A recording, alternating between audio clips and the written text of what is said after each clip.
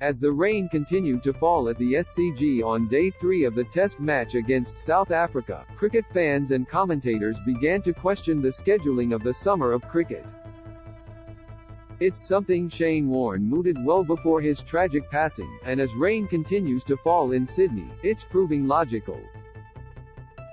Jane McGrath Day at the Pink Test.Watch stream catch up with Australia's home of cricket greater than with 49 overs lost due to rain and bad light on the opening 2 days, plus a day 3 washout and more rain expected for days 4 and 5. The SCG looks doomed to host a second consecutive draw in a result that would hardly please Australia, who have a spot in the World Test Championship final in June on the line.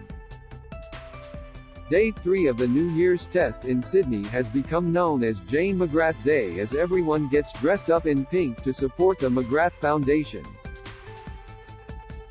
The only problem, all too often in recent years, is that rain continues to spoil the party. Early January in Sydney is commonly known to be wet and miserable, with 6 of the past 7 tests at the SCG disrupted by rain, and 4 of those matches end in draws. According to statistician Rick Finley, 25 days of Test cricket have been washed out in Sydney, easily the most of any Australian venue. The late, great Warne believed the Sydney Test should be moved to the start of the summer due to Sydney's consistently poor weather in early January. He aired his thoughts last year, well before the current rain in Sydney started to ruin yet another New Year's Test. It's better weather at the start of the season than it is in the first week of January, Warne said last year.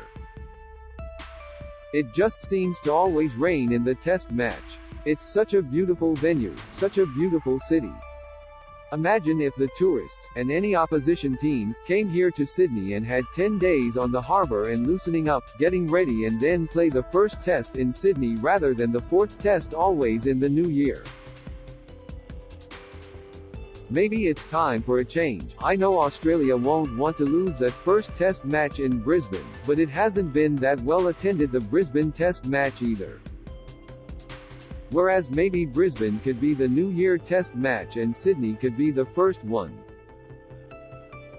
It seems Warne wasn't the only one to moot the possibility of a schedule shake-up.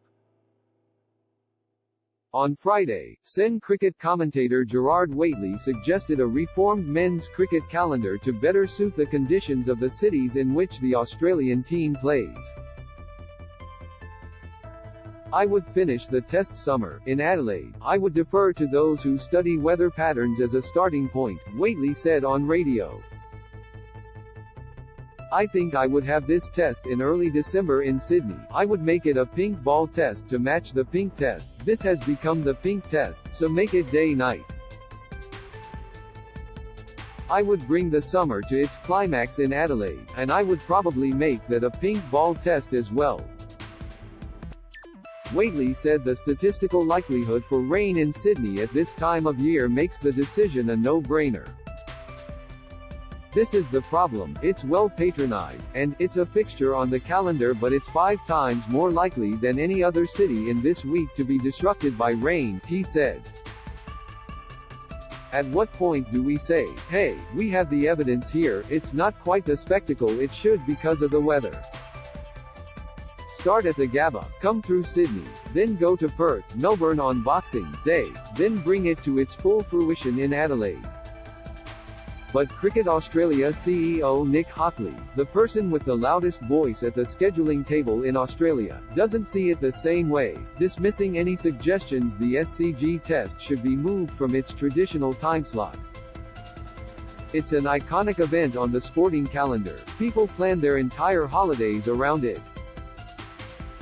We saw over 30,000 people come out yesterday, Hockley told Sen on Thursday. Particularly now, with the Pink Test in its 15th year and the positive impact it has. There is so much going on around the ground, but obviously we all want to see as much play as possible. Quote.